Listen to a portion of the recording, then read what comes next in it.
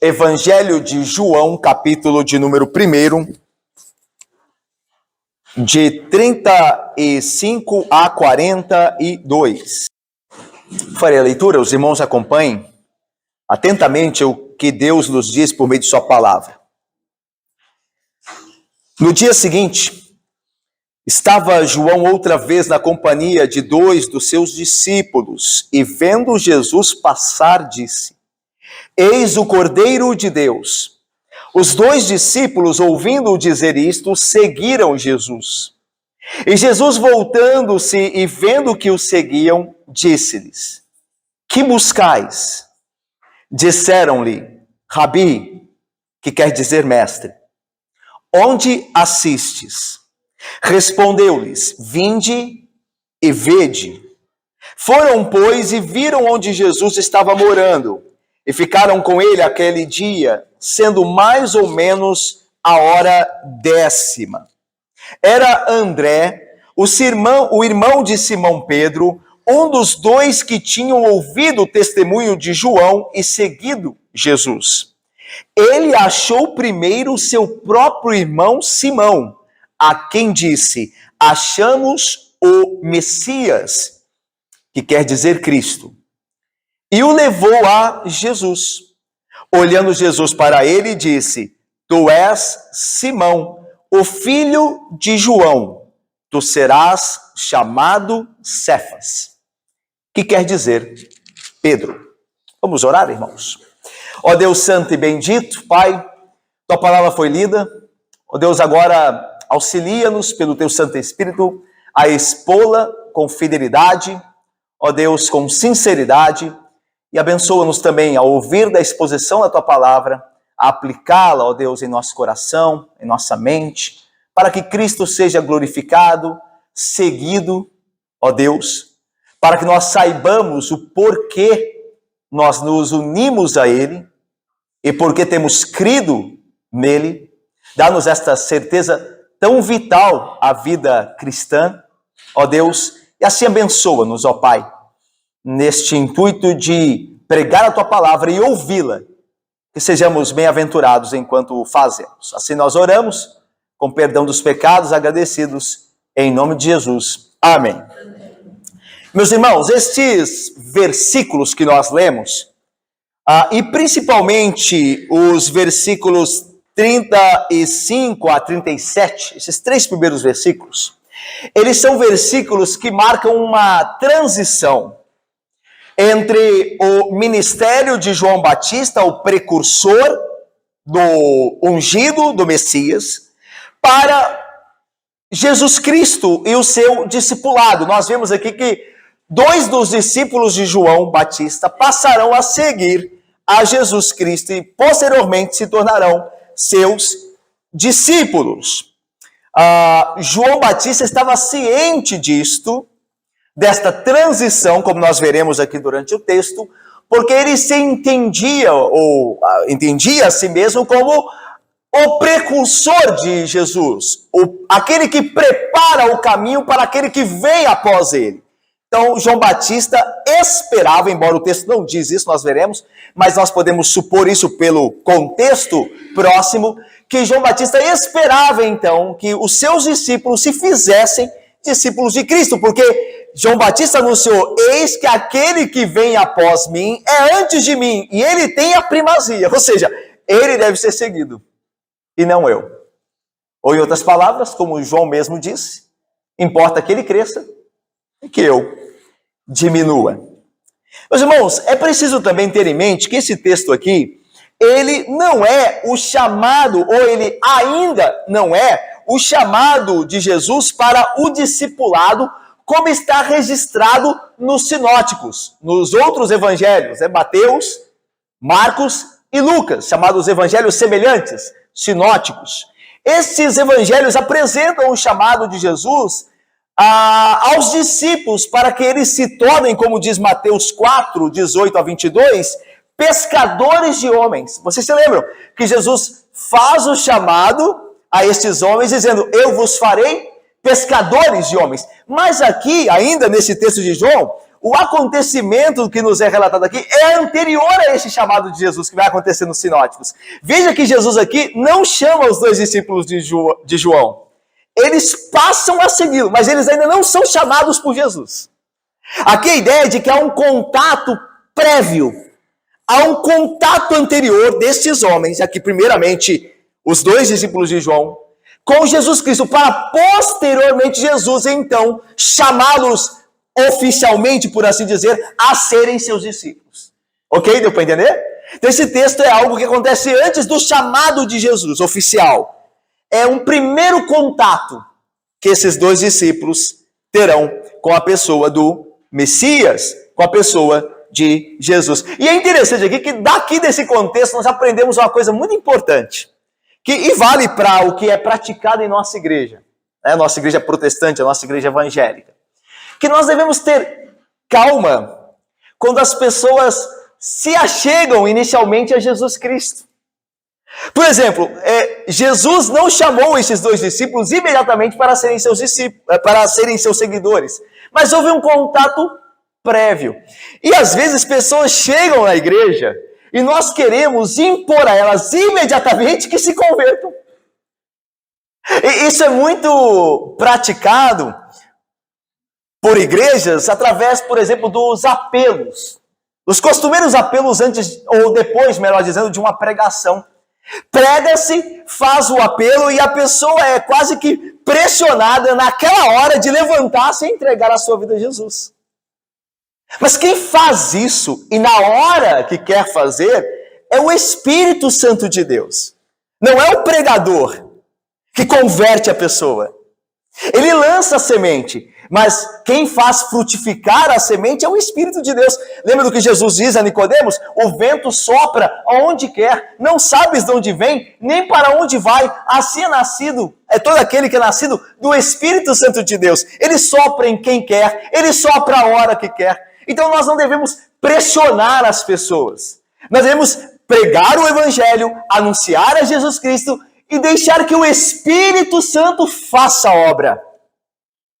E o próprio Jesus, entendendo isso mais do que ninguém, porque ele é que dá o do seu Espírito, age assim, não pressiona ninguém. Deixa que a hora aconteça, e na hora exata ele chama. Ok? Então tenhamos paciência. Às vezes nós pressionamos parentes nossos. Quantas vezes nós fazemos isso? Ouvimos relatos de pessoas que chamam parentes não crentes para irem à igreja. E aí dá um sermão e ele fica assim, ó, tá vendo? Ó, presta atenção lá, ó. Isso é para você, ó. Olha lá, agora falar isso aí, ó. Tá vendo? Ó? Isso mais atrapalha do que ajuda. Se você quer fazer alguém fugir da igreja, você faça isso. Ele nunca mais vai. Vai passar vergonha? Ah, não vou mais. Ok, irmãos? Isso que é importante entender isso aqui. Certo? Deus tem a sua hora. Nós confiamos que aqueles eleitos de Deus virão a Ele. Deus fará isso. Como John MacArthur diz em um dos seus livros, Deus é como um leão dentro de uma jaula, né? A palavra de Deus é como um leão dentro de uma jaula. Você solta o leão, ele faz o resto. Você não precisa ajudar o leão. Ele fará o resto. Então, a palavra de Deus é assim. Você prega, deixa ela fazer o trabalho dela, junto com o Espírito. Ok? Vamos lá, então. Versículo 35 diz assim, no dia seguinte estava João outra vez na companhia de 2 dos seus discípulos. Esse dia seguinte é o dia em que João vê Jesus passando e diz, eis o Cordeiro de Deus que tira o pecado do mundo. João novamente vai anunciá-lo assim nesse texto. Mas o dia seguinte aqui que João nos diz ser, é o dia imediatamente seguinte ao dia em que está narrado, o dia que está narrado do 29 ao 34. Quando viu João a Jesus que vinha para ele, ok? Então é o mesmo dia, esse dia de fato antecede o dia que vai do 29 ao 34, é o dia que antecede o dia no qual nós estamos agora, segundo a narrativa. Ok? Dia seguinte é imediatamente seguinte aos acontecimentos narrados nos versículos anteriores. Ok? Então, no dia seguinte estava João outra vez na companhia de 2 dos seus discípulos. Quem eram os discípulos? O texto não diz ainda. Quem eram esses 2 discípulos? Um deles nós saberemos no versículo 40. O versículo 40, olha aí, vai dizer assim, era André, o irmão de Simão Pedro, um dos dois que tinham ouvido o testemunho de João e seguido Jesus. Então, um deles era André. E o outro? O outro o autor não diz. E aí, se lembra daquela teoria? Daquela possibilidade? É provável que seja o evangelista João. Ele nunca fala dele no seu evangelho. E é interessante que uma coisa aqui no texto nos leva a entender que possivelmente era João. Sabe por quê? Porque o autor do evangelho, o narrador aqui, ele se lembra exatamente da hora em que aconteceu esse chamado. Olha o versículo de número 39 no final. E ficaram com ele aquele dia, sendo mais ou menos a hora 10ª. Pro narrador, pro autor do evangelho, a hora ficou gravada. A hora em que Cristo os convidou para estar com ele, onde ele estava morando. Então é provável que o outro discípulo que acompanhava André, aqui junto de João Batista, era o próprio evangelista João. Ok? Vamos lá então. E vendo Jesus passar, e João Batista, vendo Jesus passar, disse: eis o Cordeiro de Deus. Aqui não há o acréscimo que tira o pecado do mundo, como nós vimos no versículo 29.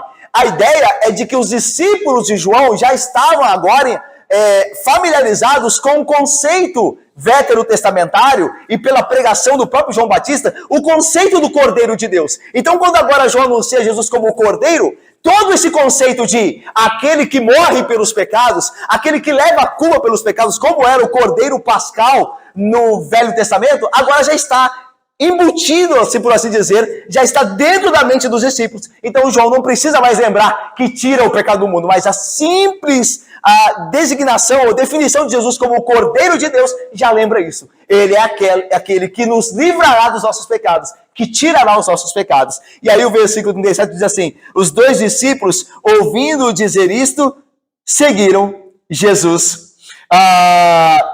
É interessante aqui, irmãos, como nós já vimos, aqui não é um chamado oficial de Jesus Cristo a eles, mas eles passam a seguir a Jesus informalmente, digamos assim, depois do testemunho de João Batista. João Batista diz: é o Cordeiro de Deus. E eles deixam João Batista e passam a seguir Jesus. Meus irmãos, o texto não diz que João Batista esperava que os seus discípulos o deixassem para passar a seguir Jesus. O texto não diz aqui. Mas é muito provável, à luz do testemunho de João acerca de si mesmo, que ele esperava que isso acontecesse. Ele desejava ainda mais que isso acontecesse. Porque, como nós falamos no início, ele se apresenta a João Batista como o precursor daquele que vem. O que vem tem a primazia. É a ele que os homens devem seguir. Então, a ideia é de que quando os dois discípulos deixam João Batista para passarem a seguir a Jesus, João Batista se alegra com isso. E ele não fica ofendido com isso. Pelo contrário, é isso que ele espera. Ele espera que os seus discípulos o deixem para passarem a seguir aquele que tem a primazia, aquele que vem primeiro, aquele que merece toda a honra e toda a adoração. O próprio João Batista, nós veremos mais à frente, no capítulo 3, quando ele reaparecerá. Ele agora, a última vez que nós vamos ver ele, até o capítulo 3. João Batista. E ele diz assim, falando do testemunho de Jesus Cristo. Porque o contexto lá de João 3 é que os discípulos de Jesus estão batizando mais do que João Batista. E aqui é interessante, a ideia de que os judeus tentam colocar uma fagulha de inveja em João Batista, dizendo assim: os discípulos dele, de Jesus, batizam mais do que vocês, seus discípulos. E podia ser assim: a igreja dele tem mais do que a sua. Vamos imaginar dois pastores aí: olha, a igreja dele tem mais gente que a sua. E olha como João Batista responde: o homem não pode receber coisa alguma se do céu não lhe for dado. Ou seja, o que eu tenho foi me dado por Deus, eu jamais vou reclamar. Porque Deus me deu com propósito. Agora veja como ele continua. Vós mesmos, eu estou lendo João 3 lá, só pode acompanhar comigo aqui, depois vocês vejam lá no texto. Vós mesmos sois testemunhas de que vos disse: eu não sou o Cristo. Ou seja, a ideia é: eu não era para ser seguido. Vocês são testemunhas que eu nunca reivindiquei para mim mesmo que eu sou o Cristo. Então, quando eu disse que eu não sou o Cristo, não é para me seguir mesmo. Eu sou apenas aquele que anuncia Jesus Cristo que deve ser seguido. E ele continua: o que tem a noiva, olha só que maravilha, isso aqui é muito importante. O que tem a noiva é o noivo. O amigo do noivo que está presente ouve o noivo e muito se regozija por causa da sua voz, pois esta alegria já se cumpriu em mim. Jesus é o noivo e a igreja dele é a sua noiva. Eu sou apenas um amigo na festa. Eu não tenho a importância que o noivo tem. Então, o amigo cuida dos preparativos para a noiva estar pronta. Quando chega o noivo, agora não tem nada a ver com a noiva. Agora quem tem a ver com a noiva é o noivo. Ele é apenas um amigo, ele se alegra de ver tudo isso. E aí ele vai completar, João Batista, convém que ele cresça e que eu diminua. Então João Batista esperava que isso acontecesse. Não só esperava, ele desejava que isso acontecesse. Que os seus discípulos o deixassem para seguir aquele que é maior do que ele. E aqui eu passo para duas aplicações. Às vezes nós queremos que as pessoas que nós evangelizamos, que nós levamos até o conhecimento de Cristo, nos considerem para sempre como as pessoas mais importantes que existem. Afinal, nós fomos os que levaram aquela pessoa a Jesus Cristo. Elas têm que nos tratar muito bem. Elas não podem desenvolver nenhuma amizade na igreja maior do que comigo. Porque foi eu que a introduzi na igreja.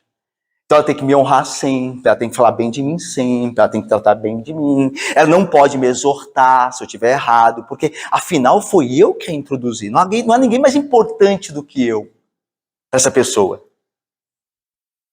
Todavia, deveríamos antes nos importar em ver as pessoas que nós levamos a Cristo por meio do nosso testemunho e evangelização, seguindo a Jesus. Isso é mais importante do que as pessoas ficarem nos bajulando, nos tratando bem. Contanto que elas sigam a Cristo, é o que nos importa, porque nós somos os amigos do noivo, nós não somos o noivo. Por sua pregação fiel, João Batista teve os seus discípulos o deixando para seguir Jesus. Mas ele ficou feliz em vê-los fazendo isto. Portanto, devemos estar nós ansiosos para que nossos amigos sigam o Senhor, mais do que eles tenham uma boa consideração para conosco. Veja, não quer dizer que eu não deseje que as pessoas que eu introduzi no Evangelho, na vida cristã por meio do Evangelho pregado, não tenham a mim em apreço, em amizade, não é isso. Mas que eles tenham a Cristo num grau infinitamente superior do que tem a mim, em consideração. Quer ver? Uma coisa que acontece em igreja, que a gente tem que aplicar esse princípio e não aplica. Quando a igreja ela começa, e geralmente pequena, né? Há pessoas importantes naquela igreja quando ela começa. Porque há pouca gente, essas pessoas estão trabalhando duro ali, e a igreja começa a crescer. E aquelas pessoas, agora, elas começam a dividir a atenção que antes era só delas. Ok? Porque a igreja era pequena, então aquelas pessoas tinham mais trabalhos, tinham mais cargos, porque eram só aquelas. Mas a igreja cresce e começa a ter mais gente com dom, porque Deus dá para todo mundo na igreja, dá dons a todo mundo. E ao invés de nós, antigos, ficarmos felizes, o que nós fazemos? Nós fizemos com inveja. Nós começamos a reclamar. Nós começamos a considerar que as pessoas já não gostam de nós, porque nos deixaram aqui, não lembram mais, nosso nome não é mais falado. Nós fazemos essas coisas. Quando não deveríamos, nós deveríamos ficar felizes pela igreja crescer, por ter gente trabalhando, por ter gente se juntando, por pessoas aprenderem aquilo que eu sempre fiz para poderem agora me ajudar. É o que João Batista fez, olha só. Eu fico feliz com essas coisas, com as pessoas indo a Jesus Cristo, mesmo que eu diminua, mesmo que eu não tenha o mesmo cargo, ou o mesmo holofote que eu tinha antes. Eu não estou preocupado com isso, eu estou preocupado com a obra de Cristo e a honra dele sejam manifestas à igreja. É isso. Outra coisa é que nós devemos ter cuidado de não valorizar os nossos líderes mais do que o Senhor Jesus Cristo. Sim, nós devemos agradecer a Deus pelos nossos líderes e respeitá-los, e obedecê-los uma vez que eles se encontram fiéis à palavra de Deus. Mas, acima de tudo, ter o Senhor Jesus na mais alta consideração, afeição e ser fiel a Ele acima de todas as coisas. Na Igreja Católica Apostólica há tipo de votos não bíblicos que os os clérigos fazem. Um deles é o voto da obediência regular. Quem está entrando, sendo iniciado na elite clerical da Igreja Católica, tem que prometer uma obediência regular ao seu superior. Ou seja, tudo que você falar, eu vou obedecer. A Bíblia é contra isso. Você não jura fidelidade aos pastores da sua igreja, a este homem que está aqui, nem aos presbíteros. Você jura fidelidade, você se compromete a Cristo Jesus, nele, a Ele que você faz isso, e não a homens. Você respeita, você ora por, você considera, você obedece desde que estejam na Bíblia, ok. Mas a sua fidelidade final é a Jesus Cristo. Não é denominação, não é o presbiterianismo, não é a Igreja Batista, o que seja. A denominação nenhuma. São relativos, essas coisas são relativas. O absoluto é Deus. Denominações surgem, algumas desaparecem, outras nascem. Isso é relativo. Nós amamos nossa igreja. Nós damos graças a Deus pela igreja no Brasil, mas nossa fidelidade última não é ela. Se ela se desviar, nós seguiremos a Cristo. É o nosso Senhor. É o absoluto nosso. O resto é relativo. O resto é relativo. Eu sou membro de uma igreja até que essa igreja permaneça fiel. Se ela possa, eu vou embora. Porque isso é relativo. O que não é relativo é a obediência a Jesus Cristo como Senhor. Ok? Vamos mais? Versículo 38. E Jesus, voltando-se e vendo que o seguiam, disse-lhes: que buscais? Irmãos, Jesus percebe que os discípulos esses dois discípulos que deixaram João Batista estão seguindo, vindo após ele. E ele, voltando-se, olha para eles e diz assim, pergunta: que buscais ou que procurais? Era natural que Jesus indagasse os que o seguiam sobre o propósito deles em o fazerem. Por que vocês estão me seguindo? O que vocês querem? Irmãos, será que esses discípulos estavam procurando um revolucionário? Será que eles... E esse era o contexto da época, a tensão Judéia ali e Roma. O contexto, a tensão era muito grande. Então, será que eles estão procurando um líder que vai livrá-los do jugo romano? Um revolucionário? Por isso Jesus pergunta: o que vocês procuram? O que vocês querem de mim? O que vocês esperam?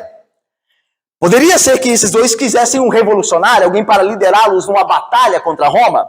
Poderia que eles queriam encontrar em Jesus uma maneira de viverem uma vida mais agradável nessa terra? Poderia ser, como muitos procuram Jesus, para terem uma vida mais agradável, ganharem mais dinheiro, serem mais recompensados neste mundo? Pode ser.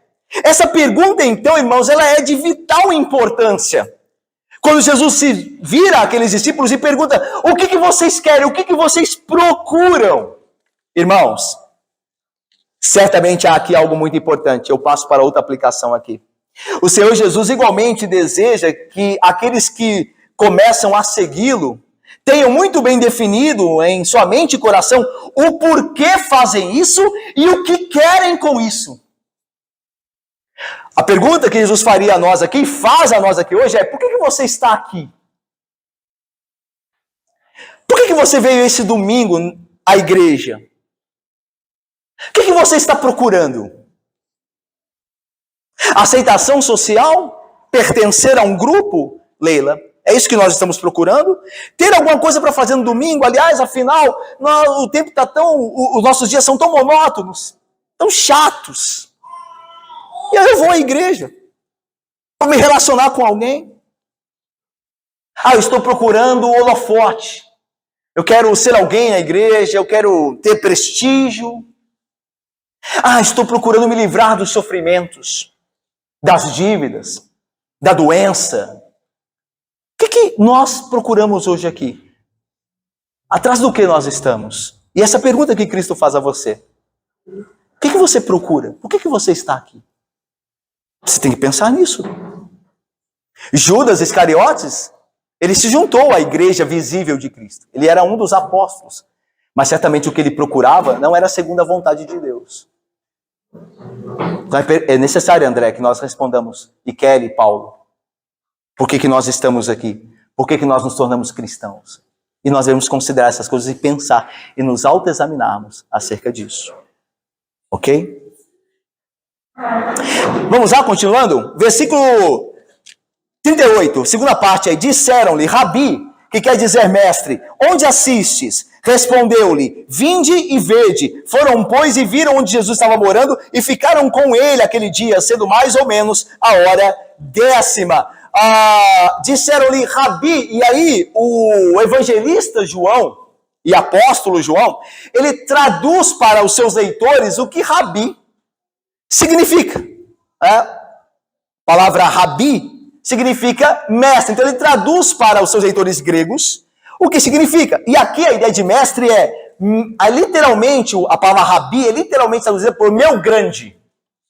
Meu grande. A ideia de grande professor. Esse era um título dado àqueles que eram reconhecidos como autoridade no ensino religioso divino. Uma pessoa que tinha competência para ensinar acerca de Deus, acerca da sua vontade. Então, era um grande título dado a professores reconhecidamente capazes de ensinar a lei de Deus e a sua vontade. Eles chamam Jesus disso. Mais tarde eles vão chamar Jesus do que ele de fato é, o Filho de Deus. Ele é muito mais do que um rabi, do que um mestre, do que um grande mestre. Mas ele é também o maior deles. E daí eles falam, rabi, que quer dizer mestre. Onde assistes? Ou seja, onde está morando? Onde você se hospeda? Onde você passa a noite? E aí eles recebem de Jesus uma resposta que talvez eles não esperassem. Jesus vai dizer, vinde e vede. É interessante que Jesus, aqui nós podemos aplicar também, obviamente dentro do contexto histórico, tem a ver com a noite que eles passariam com Jesus Cristo ali, conversando com ele. Mas não deixa de ser importante nós lembrarmos do aspecto espiritual de Jesus jamais recusar aqueles que estão dispostos a segui-lo. Ele jamais recusa. Vinde e vede agora. Nós vamos marcar um dia de encontro. Vinde e vede. Vinde e vede agora. Vem comigo, venham comigo. Vocês verão. Eu quero que vocês estejam comigo. Ele não mandará nenhum daqueles que o procuram embora. Jamais, jamais. Aqueles que o procuram sinceramente, ele os acolherá, certamente. Mas veja só, foram, pois, e viram onde Jesus estava morando. E ficaram com ele aquele dia, sendo mais ou menos a hora 10ª. A hora 10ª, há uma discussão aqui de que hora era essa, né? Porque havia o relógio dos judeus, ou seja, como os judeus contavam as horas, e como os romanos contavam as horas. Se pensássemos aqui no relógio dos judeus, a hora 10ª era às 16 da tarde, né? Às 4 da tarde, ou às 16 horas, melhor dizendo. Às 16 horas ou 4 da tarde. Mas se nós pensarmos no relógio romano, eram 10 da manhã. É bem provável que aqui seja, em João, o relógio dos judeus. Por quê? Porque Jesus está, a princípio, que não dá a entender, que ele está voltando para casa. Está na hora o dia acabou, o dia do judeu terminava no pôr do sol, 5 da tarde terminava o dia. O nosso vai até a meia-noite, a 0h. O dia de Jesus, dos judeus, terminavam a 5 horas. Então está no final do dia. Então eles estão procurando onde você vai assistir, onde você mora, para onde você está indo. E ele diz, olha, vende e vende. Então provavelmente que os discípulos passaram com Jesus, esses dois, à noite, conversando, o final do dia, conversando com ele, onde ele estava morando. E aí veja, era André, o irmão de Simão Pedro, um dos dois que tinha ouvido o testemunho de João e seguido Jesus. André é um discípulo que aparece muito pouco, mas o pouco que ele aparece, ele é identificado, principalmente pelo Evangelho de João, como o Relações Públicas de Cristo. André está sempre levando alguém a Jesus Cristo. No episódio que João narra do milagre da multiplicação dos pães e dos peixes, André que busca o menino que tem pão e peixe para levar a Jesus. Quando os gregos querem ver Jesus em João 12, é André que vai fazer essa mediação entre os gregos e Jesus. Então André está sempre ali como relações públicas de Cristo. É alguém que faz as coisas acontecerem, é alguém que apresenta pessoas, é alguém que tem boa gerência, bom trânsito nesse exercício. Embora é alguém que apareça muito pouco. E é interessante, às vezes você nunca teve um cargo na igreja, mas você levou a Cristo pelo seu testemunho diário muitas pessoas que tiveram cargos, que se tornaram pessoas importantes. Assim como André. André era Simão de Pedro. E nós veremos aqui que ele apresentou Pedro a Jesus. Ele levou Pedro, seu irmão, a Jesus. E depois André desaparece. Porque quem que vai aparecer? É Pedro. Pedro é muito mais importante, pelo menos no ministério ali, terreno, do que André. André apresenta Pedro e some. E Pedro é que vai ser. Tanto que quando João apresenta André, ele diz assim, André, irmão de Simão Pedro. Por quê? Porque os leitores, naquela época, os leitores de João já estavam acostumados com os sinóticos. Eles já tinham lido os sinóticos, porque João é escrito posteriormente a Mateus, Marcos e Lucas. Então eles conheciam Pedro da leitura. Eles já conheciam, Pedro é alguém famoso já. Então por isso que ele denomina André como o irmão, ou apresenta André como o irmão de Simão. Porque Simão, Pedro, era mais conhecido do que o próprio André. E veja, é interessante que André seja discípulo de João Batista dentro desse contexto. Lembra de João Batista? Importa que ele cresça e que eu diminua? Pois André tem o mesmo sentimento para com o irmão dele. Importa que ele cresça e que eu diminua. Não importa que as pessoas saibam o meu nome. Eu importo de fazer a vontade de Deus. Eu não importo de ter um cargo na igreja. Eu importo adorar a Deus e servi-lo todo dia na presença dele, para receber dele a coroa que me está preparada. Tem pessoas que têm cargo na igreja e vão para o inferno. Tem pessoas que têm cargo na igreja e vão para o inferno. Cargo na igreja não vai salvar ninguém. Ser pastor, presbítero, diácono, isso não é salvação para ninguém. E tem pessoas que nunca tiveram o nome deles em nenhum cargo oficial da igreja. E eles se sentarão próximos de Cristo. Receberão a coroa inacessível da vida. Porque o teu pai que te vê em secreto, o que diz o texto? Te recompensará. O que te vê em secreto te recompensará.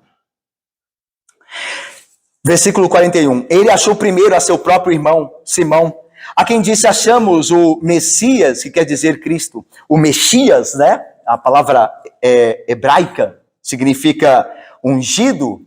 E no grego, novamente, João faz essa tradução, né? Como ele fez Rabi, mestre, ele faz Messias, Cristo. Cristo vem do grego krio, que é ungir. Krio é o verbo ungir. Daí, achamos o Christos, o ungido. O nome, o Christos não é um nome, é o título. Jesus, vírgula, o Cristo. A gente fala Jesus Cristo, mas a ideia é de o título, não é o nome de Jesus. O nome de Jesus é Jesus. Mas o título que ele recebe é o Cristo, o ungido. E é interessante que os ungidos, quando você fala de ungido para um judeu, acostumado ao Velho Testamento, ele vai pensar primeiramente no rei, porque o rei era ungido. Olha só, eu vou ler um texto lá do Velho Testamento.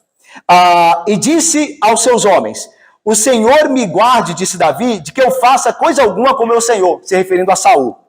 Isto é, que eu estenda a mão contra ele, pois é o ungido, o Messias do Senhor. Então, Saul, que era rei, era o ungido do Senhor. Como Davi, posteriormente, seria ungido rei de Israel. Mas não eram só os reis que eram ungidos. O sumo sacerdote também era ungido. Diz Levítico 4:3, se o sacerdote Messias, o sacerdote ungido, pecar para escândalo do povo, oferecerá pelo seu pecado um novilho sem defeito ao Senhor. Então o sacerdote também era o sacerdote, o sumo sacerdote ungido.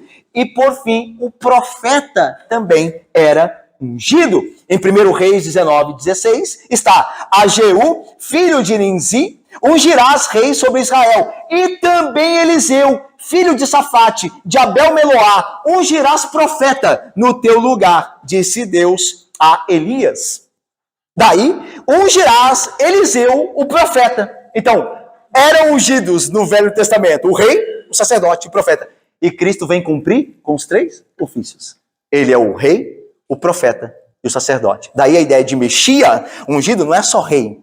É rei, profeta e sacerdote. E ele é o nosso rei, o nosso profeta maior e o nosso sumo sacerdote. Por quê? Porque ele é o rei, porque nós devemos obediência apenas a ele. Ele é o profeta, porque nós ouvimos apenas a voz dele. E ele é o sacerdote, porque somente ele oferece a oferta perfeita a Deus em nosso lugar. Por isso ele é o nosso rei, o nosso profeta e o nosso sacerdote maior. Ele cumpre os ofícios perfeitamente. Então, achamos aquele que cumprirá os ofícios. Ainda que André não tenha na mente tudo isso, é isto que quer dizer Messias no Velho Testamento. E a aplicação disto é a real em Cristo Jesus. Ele que cumpre os três ofícios perfeitamente. Vamos lá? No final, versículo 42. E o levou a Jesus. Olhando Jesus para ele, diz: tu és Simão, filho de João, tu serás chamado Cefas. Ou Kepa, né? No aramaico. Que quer dizer Pedro, em grego, né? Petros. Veja aqui João novamente, né? Ele faz várias traduções aqui, né? Rabi, mestre. Messias, Cristo. Cefas, Simão. Aí Cefas, Pedro. Cefas, Pedro. Você está traduzindo para o seu auditório grego, ok?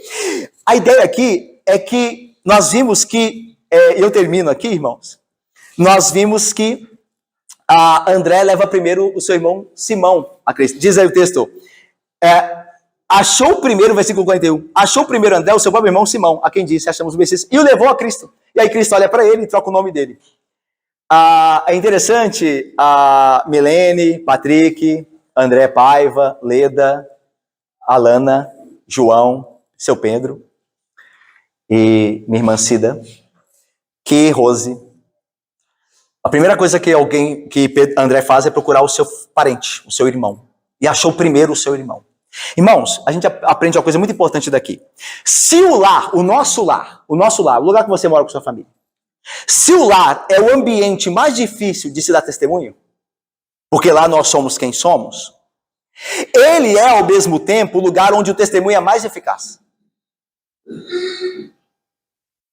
Ele pode ser o lugar mais difícil para você testemunhar, porque lá você é quem você é.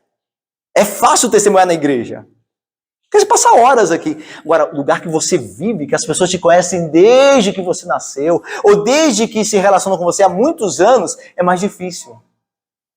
Porque lá você não está tão preocupado com quem vai saber e tudo mais, mas lá você geralmente faz o que faz. Mas é lá mesmo que os testemunhos são mais eficazes.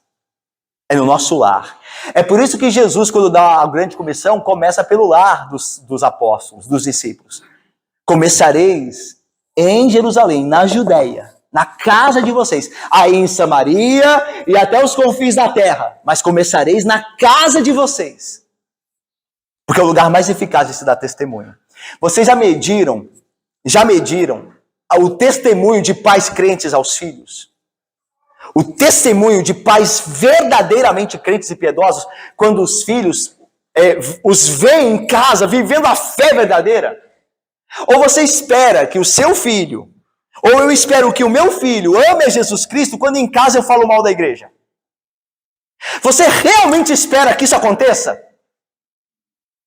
Você realmente acha que está glorificando a Jesus Cristo? E nós nos comportamos assim.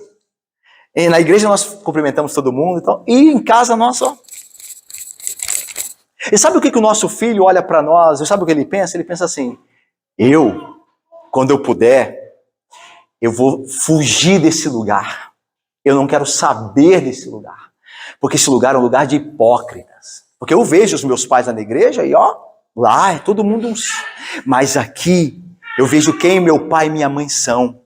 E lá é um lugar de hipocrisia. Eu quero ficar longe desse lugar. É isso que eles pensam. Quando nós agimos assim. Nós somos uma família. Nós devíamos tratar nossos problemas como igreja. E não ficar discutindo sobre outros na presença dos nossos filhos. Falando mal ou criticando. Mas orando por eles. Suportando as fraquezas dos nossos irmãos, sendo para eles um suporte. É assim que o bom testemunho é feito dentro de casa. Lembre-se disso. Dentro da sua casa é o lugar onde o testemunho será mais eficaz, mais marcante. Mais marcante. E os seus filhos crescerão em santidade por causa do seu testemunho, e seus netos também o farão, e as gerações seguintes, por causa de um testemunho dentro do lar. Bom, termino mostrando que Jesus é Deus. Lembra de a providência, né? A gente não esperava domingo passado pregar em Gênesis, lembra? A gente pregou em Gênesis, lá em Jacó. Quando Deus muda o nome de Jacó, lembra? Não te chamarás mais Jacó, mas chamar-se-á Israel. Não? Deus muda o nome, não muda? O que ele está fazendo aqui? Ele está mudando o nome. Jesus é Deus. E aqui não tem a ver com o que Pedro acharia do nome dele. O que ele faria para ser a pedra. Aqui tem a ver sobre quem Jesus vai fazê-lo ser. Segundo o que Jesus chamou Pedro para ser. Tu te chamas Cefas agora. Melhor. Tu te chamas Simão. Mas será chamado Pedro. pedra, diz o texto. Tu és Simão, teu nome é Simão, filho de João. Tu serás chamado pedra. Ou seja, falando do caráter de Pedro. Pedro era alguém estável, lembra? Ele não era um firme como uma pedra, era alguém estável. Ele quando não era a hora, ele tira a espada, fere, aí depois ele bate, ele é estável, alguém precisa repreendê-lo. Quando ele diz que Jesus é o Filho de Deus, depois ele vai e repreende Jesus como Jesus não fosse, dizendo que Jesus não deveria desejar a cruz para ele. É alguém altamente estável, é alguém que diz, Senhor, te seguirei se necessário até a morte. E depois a serva diz, tu és um deles. E ele diz, não conheço esse homem aí. Tá vendo? A instabilidade de Pedro. Mas eu farei de você uma pedra. Você é um homem pecador e instável. Mas eu, Cristo, farei de você uma pedra. Meus irmãos, nós seguimos a Cristo. Tem mais a ver com o que Ele fará em nós do que o que nós podemos fazer por Ele. Tem mais a ver do que Ele fará em nós do que o que nós podemos fazer por Ele. Ele fará em você. Confie nele e se entregue a Ele. Ele fará de você uma pedra, porque Ele tem poder para isso. Entregue-se a Ele. Leia a sua palavra. Esteja diante dEle. Busque em oração. Clame por Ele, pela sua graça. E Ele te transformará em um crente verdadeiro, uma pedra. Que Deus te abençoe, meu irmão. Amém.